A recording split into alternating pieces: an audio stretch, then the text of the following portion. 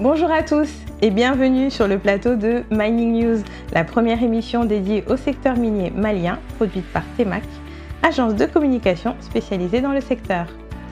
Au sommaire de notre émission, vous retrouvez un micro-trottoir réalisé dans les rues de Bamako sur l'audit minier, la conférence de presse organisée par la société civile sur l'audit minier, le lancement de la formation des agents de la DNGM financée par le PGSM, l'inauguration du nouveau guichet de la diaspora créé par l'API avec la participation d'Ismaël Sibi, directeur de la raffinerie Marina Gold. Et pour notre invité spécial, nous recevrons le ministre des Mines, son Excellence M. Lamine Seydou Traoré, qui répondra à nos questions en duplex.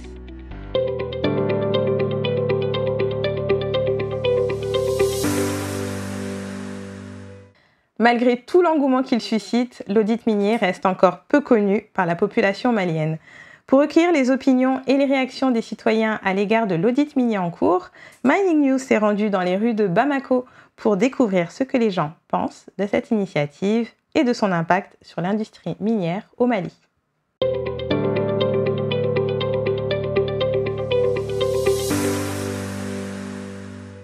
A yira k'a fɔ ko sɛgɛsɛgɛli dɔ kɛra Mali dugu jukɔrɔko kan yalima e b'a kalama wa?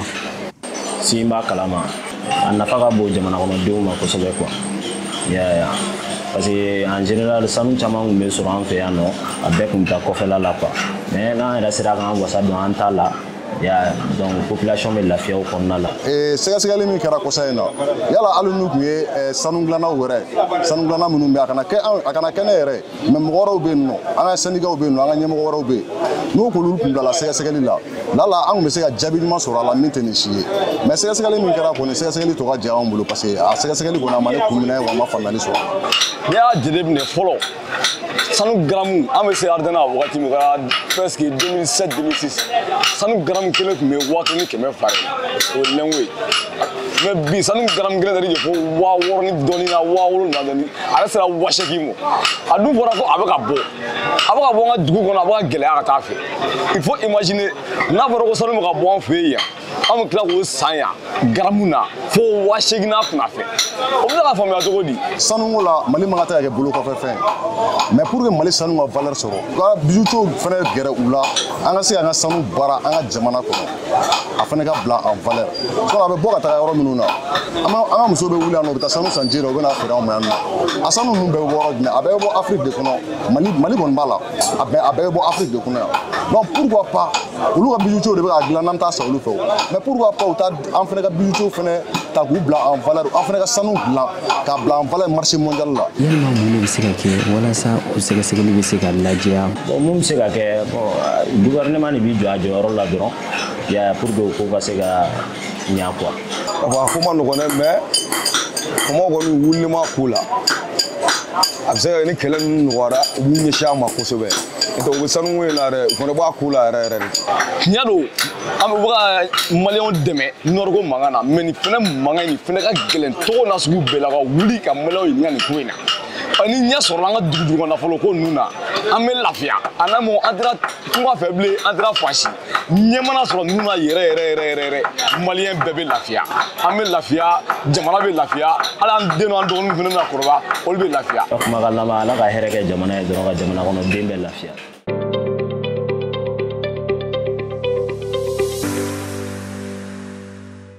Le 10 mai dernier, l'association Fermali, en collaboration avec l'APVRM et le professeur Diala Konaté, ont tenu une conférence de presse conjointe pour aborder les questions liées à l'audit minier.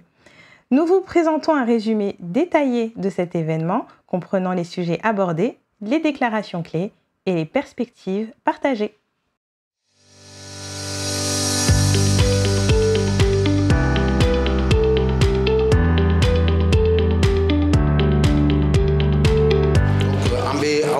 Aw bisimila Fermali ni APVRM ka sigi de ni wulada in na sigi ni kumaɲɔgɔn in bɛna kɛ audit minier min kɛra sɛgɛsɛgɛli kɛrɛnkɛrɛnnen min kɛra Mali gouvernement fɛ a ka kan aw ka dɔn k'a fɔ Fermali ni APVRM ye tɔnw ye tɔn minnu ka wulikajɔ ɲɛsinnen bɛ Mali dugu jukɔrɔ nafa o bɛ se ka maliyɛnw bɔ nɔgɔ la cogoya min na. Je pense que c'est de dire que dont nous attendons les résultats maintenant.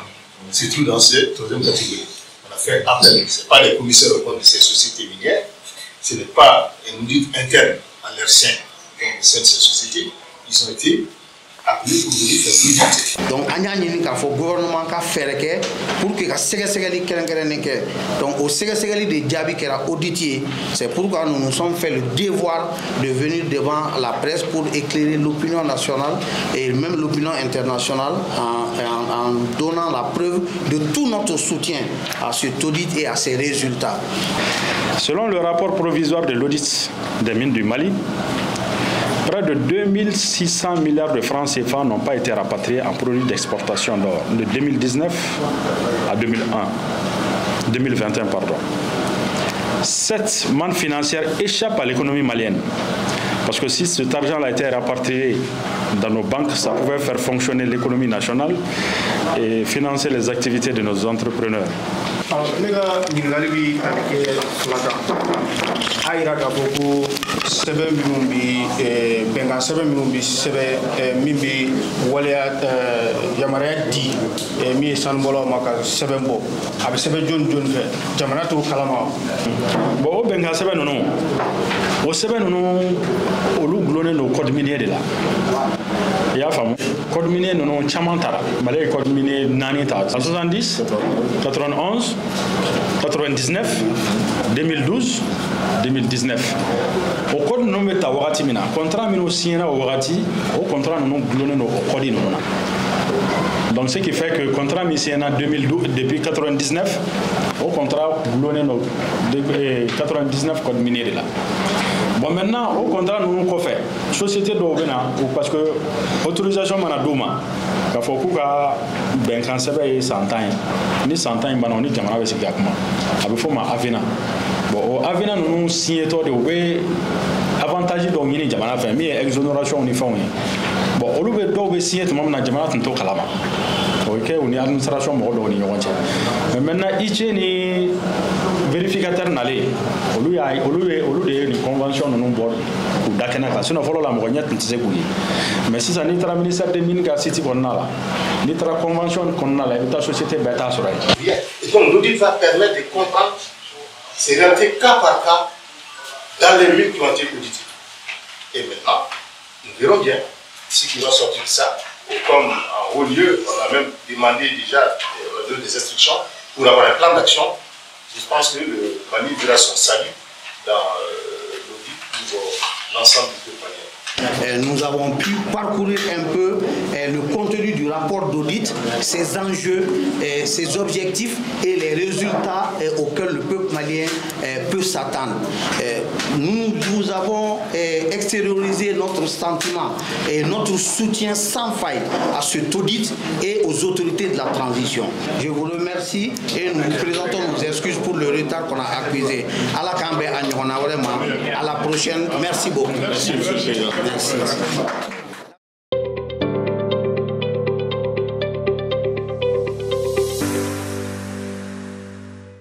Ce mois de mai marque le lancement des formations des agents de la Direction nationale de la géologie et des mines, axées sur l'apprentissage de nouveaux logiciels pertinents pour le secteur minier. Ces nouveaux outils technologiques modernes, financés par le PGSM, permettent le renforcement des capacités des agents de la DNGM.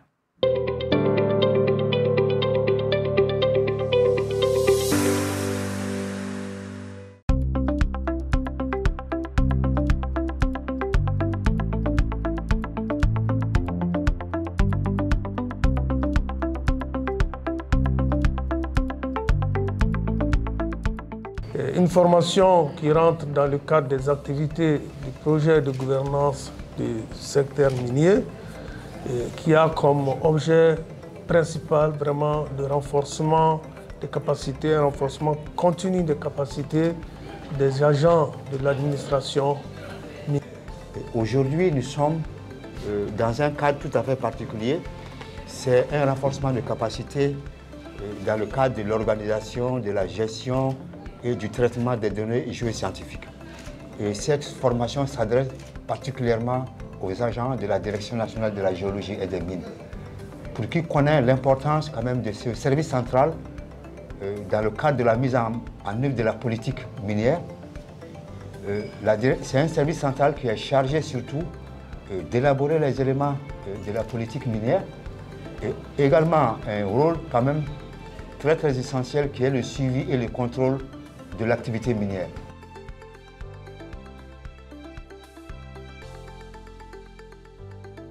Le projet de gouvernance secteur minier, c'est un projet qui est initié par le gouvernement de la République du Mali, qui est financé par la Banque mondiale, qui a pour objet vraiment de renforcer les capacités du secteur minier. Donc il y a les capacités en termes de connaissance de notre sous-sol, il y a des capacités en termes de gestion donc, du secteur minier proprement dit, la logistique et des équipements donc, qui permettront de donner un nouvel élan à notre secteur minier.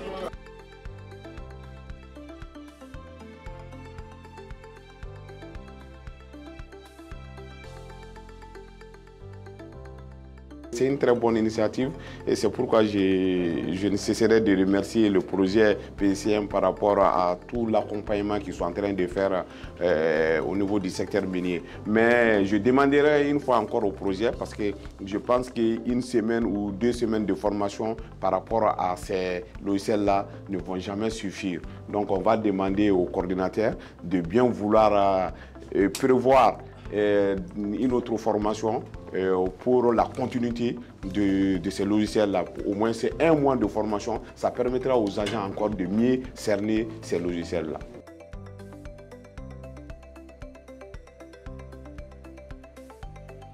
Les 3 logiciels dispensés au cours de cette formation, c'est Surpac, Geosolve et ArcGIS. Ces logiciels vont nous servir dans la cartographie, vont nous servir pour les rapports aussi des relevés qu'on fera sur le terrain. Moi, je suis aujourd'hui très satisfait, très comblé de cette initiative. J'espère bien que nous allons faire bon usage de ce que nous avons appris pour que l'or puisse briller davantage pour le Mali.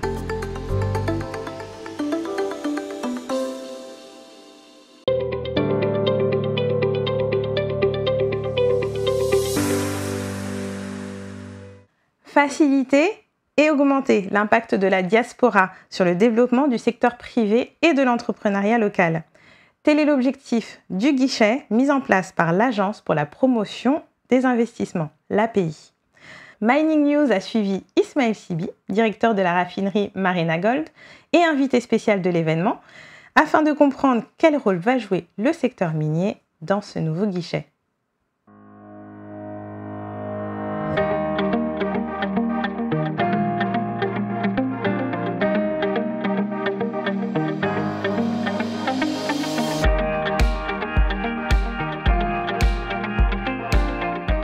Le guichet dont nous procédons au lancement aujourd'hui aura pour mission d'accompagner les ressortissants de la diaspora dans toutes leurs démarches administratives, de création d'entreprises, d'obtention, d'autorisation, d'exercice et d'agrément au code des investissements. De plus, il jouera un rôle de conseil en mettant à leur disposition des études de faisabilité et de filières qui leur permettront d'effectuer les bons choix d'investissement. C'est sur ce que je déclare ouverte la cérémonie de lancement du guichet unique diaspora de API Mali. Je vous remercie. Le fait même qu'il n'y a pas d'entrepreneur qui engouille sur le Mali, déjà ça veut nous faire penser. Ce n'est pas seulement qu'on a le problème sécuritaire ou on a ce problème. Le problème sécuritaire, c'est relatif. C'est relatif. Les gens investissent aujourd'hui. L'Europe a un problème sécuritaire avec l'Ukraine. Mais il y a toujours l'investissement en Europe. Moi, je pense que le Mali, on devait penser comment on va innover, inciter les gens à venir investir chez nous, c'est de nous exprimer clairement. Moi, je pense que la chose à faire, c'est vraiment voir comment on va s'unir pour organiser, pour investir dans notre pays nous-mêmes. Merci beaucoup. L'initiative vient du fait que la contribution de la diaspora dépasse l'aide au développement. Et selon les études menées par l'AFC et la Banque mondiale, les Maliens de l'extérieur contribuent à hauteur de 7% du produit intérieur brut. D'où la raison de l'impact de la diaspora sur le secteur privé.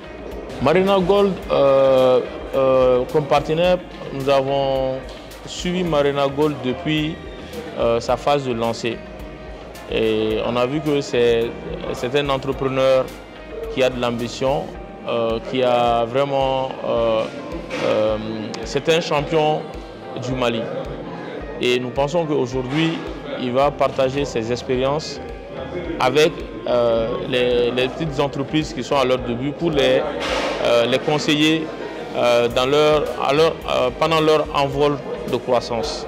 Ça, c'est des aspects qui sont très importants. En plus, c'est un pionnier de l'industrie. Il a une raffinerie d'or et il a été agréé au Code des investissements à travers l'API Mali. La création de guichet unique de diaspora, Marina Gold est issue du diaspora. Donc cette création, c'est le plaisir pour moi en tant que personne et en tant que société de prendre part à la création du guichet unique de diaspora qui va vraiment aider nos confrères qui sont à l'extérieur de créer leur entreprise en paix et en tranquillité.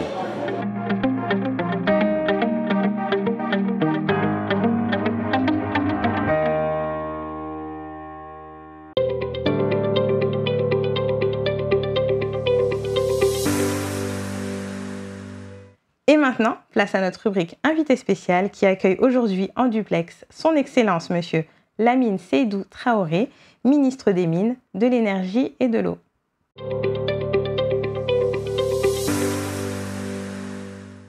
C'est un invité très spécial que nous recevons aujourd'hui sur Mining News, dans des conditions particulières en raison d'un emploi du temps très chargé. En effet, nous recevons son Excellence, Monsieur Lamine Seydou Traoré, ministre des Mines, de l'Énergie et de l'Eau. Sans plus tarder, Monsieur le ministre, je vais vous poser notre première question. Donc, le gouvernement de la transition a beaucoup investi pour promouvoir le contenu local.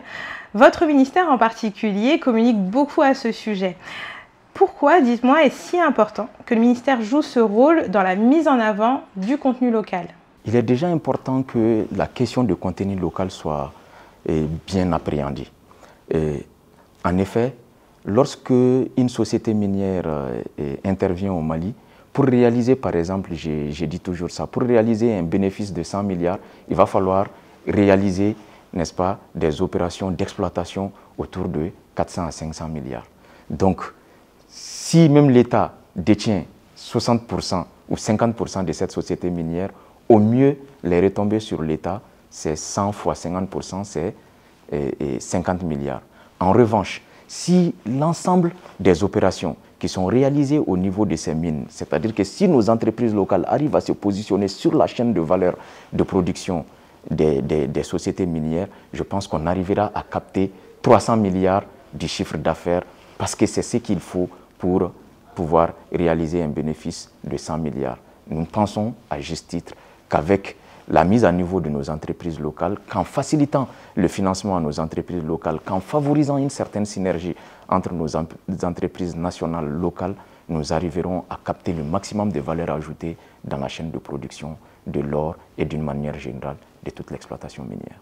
C'est un beau projet, mais comment assurez-vous la régulation et le suivi des mesures mises en place? Alors, je pense qu'on est un peu trop exigeant aussi avec la mise en œuvre de cette politique de contenu local, parce qu'il faut rappeler aussi que le code de 2019 n'a été opérationnel que presque en 2021, parce que les décrets et tous les instruments ne sont pas encore mis en œuvre, notamment la création du fonds minier, la création du fonds de développement local. Ce sont en tout cas des instruments qui sont en cours encore d'élaboration et de publication. Donc, de 2021 justement à 2022, il y a eu des choses qui ont été faites, mais aussi effectivement il y a quelques freins, que nous essayons vraiment de surmonter pour que le contenu local, en tout cas la mise en œuvre effective du contenu local, puisse être une réalité. Mais quelle est la relation de collaboration entre le ministère et les acteurs du secteur minier dans la mise en œuvre de cette mission? À la faveur des dernières journées minières et pétrolières, en tout cas à la faveur des recommandations issues de ces journées, nous avons mis en place un comité de mise en œuvre des recommandations des journées minières. Et dans les recommandations, ce qui était prévu, c'était de mettre en place une plateforme de collaboration entre les sociétés minières, l'État et les entreprises locales maliennes, pour favoriser justement cette mise en relation, pour faire en sorte que les besoins puissent être clairement définis, que l'on sache les difficultés auxquelles les entreprises nationales sont confrontées, pour savoir exactement comment nous allons procéder pour que les entreprises nationales locales puissent avoir une grande part sur la chaîne de valeur de la production. Et nous avons préconisé aussi à juste titre qu'il y ait justement ces dialogues tripartites, cette triple action entre l'État, les sociétés minières et justement les entreprises nationales. Que les entreprises nationales puissent développer des synergies, que ces entreprises puissent vraiment être sérieuses, que ces entreprises soient décidées aussi à aller de l'avant, que les sociétés minières aussi facilitent justement l'accès de ces entreprises-là au marché, à leur marché, en leur donnant quand même des marchés, en tout cas des marchés que ces entreprises peuvent valablement exécuter, en les accompagnant. Et finalement, l'État aussi devrait être là pour faciliter l'accès au financement à ces entreprises, définir ces cadres-là d'échange, ces cadres de collaboration pertinents pour que les entreprises et les sociétés minières puissent s'épanouir ensemble. Mais l'État, au pire des cas, sera là aussi pour sanctionner au cas où les mesures édictées ne sont pas respectées par l'une ou l'autre des parties. Il s'agit donc d'un travail en synergie avec tout de même une surveillance rapprochée de l'État sur ces sociétés. Mais qu'attendez-vous d'elles, les sociétés minières? Ce qui est clairement attendu des sociétés minières, c'est l'accompagnement des sociétés nationales, parce que voilà, pour pouvoir faire un travail, acquérir de l'expérience là-dedans, ça commence toujours par une expérience. Donc qu'elles acceptent, qu'elles comprennent d'abord que leur épanouissement est lié d'abord au développement national et local de façon générale, et d'autre part, justement, que ces entreprises nationales aussi, lorsque des marchés leur sont attribués, qu'elles les exécutent à satisfaction. Ce n'est qu'en faisant ça que nous parviendrons vraiment à mettre en œuvre tout cela. Mais ce qui est clairement attendu des sociétés minières, c'est cet accompagnement-là.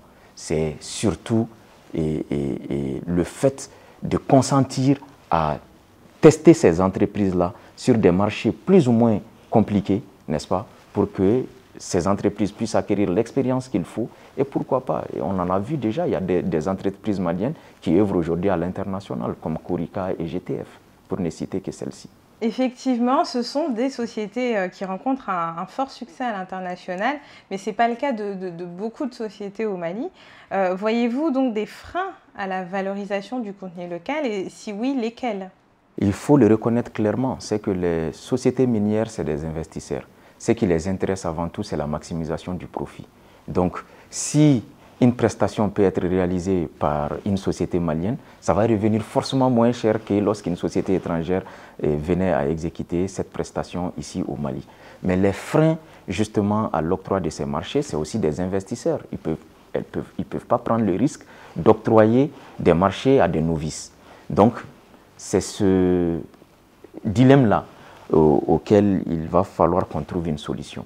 Et donc, les véritables freins, c'est d'abord le manque d'expérience, en tout cas une certaine insuffisance de compétences au niveau des entreprises locales, mais c'est surtout la difficulté pour ces entreprises d'accéder au financement suffisant qu'il faut. D'où la nécessité que ces entreprises, lorsqu'il y a des appels d'offres, puissent aussi se mettre ensemble pour aller mettre leurs forces, leurs compétences ensemble pour aller vraiment à la conquête de ces marchés-là. Donc, les principales limites, c'est l'accès au financement, en tout cas l'insuffisance de financement pour nos entreprises nationales et surtout le manque d'expertise. Mais c'est en cela aussi où les sociétés minières devront jouer un rôle. D'ailleurs, la crise de la Covid-19 nous a enseigné pas mal de choses parce qu'avec la Covid, c'était difficile pour certaines entreprises à l'international de venir et ça a permis de lancer un certain nombre d'entreprises en local qui aujourd'hui ont pu quand même montrer que c'est possible et je pense qu'on va y arriver.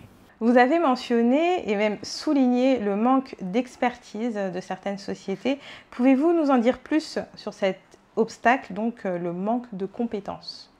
Alors, ce qui est important déjà, il faut le signaler, nous avons l'école africaine des mines que nous nous apprêtons à créer. De toute façon, les travaux ont déjà démarré et les curricula sont presque terminés avec une collaboration entre le ministère des Mines et le ministère de l'Enseignement supérieur.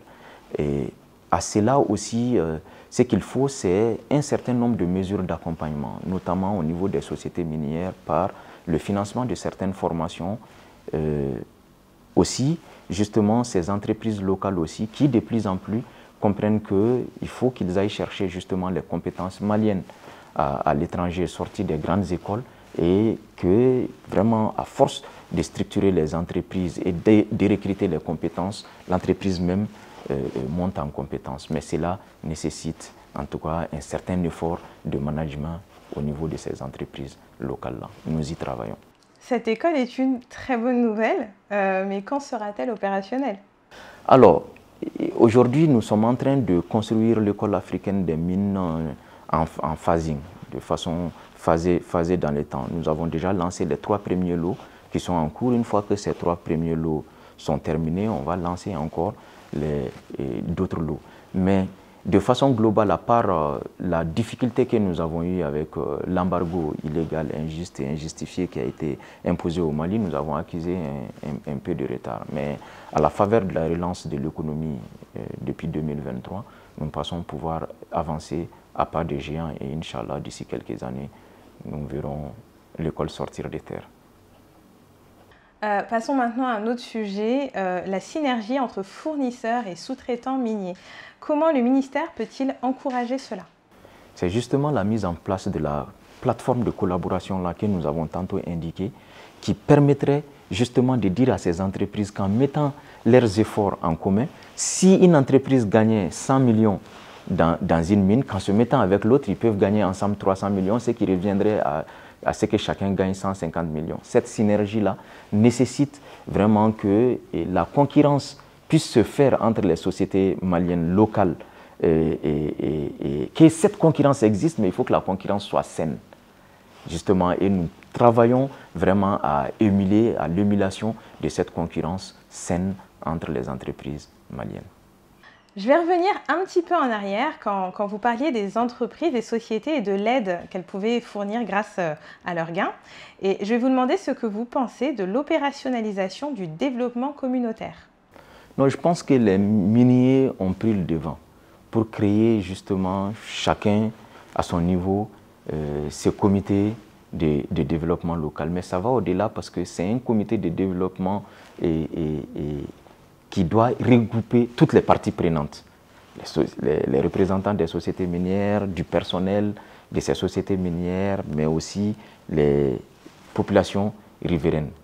Et tout ça, l'opérationnalisation devrait conduire justement à l'alimentation aussi du fonds de développement local. Et c'est pour ça que je disais qu'il y a un certain nombre d'instruments qui restent encore à être mis en œuvre, notamment le fonds minier et le fonds de développement local, et qui doivent être alimentés justement par les contributions des sociétés minières, et tout ceci devrait contribuer justement à l'opérationnalisation de ces comités de gestion. Parce qu'évidemment, ces comités de gestion ont aussi besoin de budget pour fonctionner. Et justement, ce sont ces instruments-là qui vont nous permettre de pouvoir vraiment faire fonctionner correctement ces comités. Vous avez parlé de ces comités de développement communautaire qui sont déjà mis en place par les sociétés minières. Dites-moi, quel est le message que vous transmettez à ces sociétés concernant vos priorités, concernant le développement communautaire? En fait, je pense qu'au niveau des comités, on a opté pour une démarche plutôt participative. Nous voulons que les besoins viennent, mais nous, on va donner les orientations. La grande orientation que nous pouvons donner, en tout cas à toutes les parties prenantes intéressées par la gestion de ces comités-là, c'est de dire que les projets qui devront être financés justement par le Fonds de développement local devraient avoir un lien direct avec la création d'activités lucratives au bénéfice justement de ces populations, pour même anticiper sur la fermeture prochaine de la mine. Parce que c'est ça le plus important. Quand la mine vient quelque part, il faut que, à la fin de la vie de la mine, on ait développé suffisamment justement d'activités génératrices de revenus pour les populations riveraines. Nous arrivons à la fin de notre entretien, donc dites-moi, avez-vous un dernier message? Le dernier message, c'est que ce que nous pouvons dire aujourd'hui, c'est à l'adresse des sociétés minières. Le secteur minier joue un rôle prépondérant dans l'économie malienne. Et les sociétés minières n'ont pas d'autre choix que d'être responsables, de jouer pleinement le rôle qui leur confère justement leur poids dans l'économie malienne. Je vais les faire appel justement à leur sens de la responsabilité sociétale d'entreprise. Donc à côté justement du Fonds de développement local, il est important que ces sociétés minières-là continuent, d'ailleurs elles le font déjà, mais elles doivent encore faire davantage pour que les populations avec lesquelles, en tout cas, elles vivent fréquemment, puissent voir vraiment leur détermination à trouver une solution à leurs problèmes sociaux de base, notamment l'éducation, la santé, et pour ne citer justement que ces deux secteurs-là. Merci beaucoup, Votre Excellence, d'avoir répondu à nos questions. Alors pour terminer, je voudrais quand même remercier la direction de TEMAC pour cette belle initiative qui consiste vraiment à donner des informations aux populations sur le secteur minier, à approcher l'ensemble des parties prenantes pour que vive justement un débat constructif autour du secteur minier. Bravo à vous, bon courage. Merci Votre Excellence, au revoir. Merci de nous avoir suivis sur Mining News. Rendez-vous le mois prochain pour de nouveaux reportages et interviews exclusifs sur le secteur minier malien.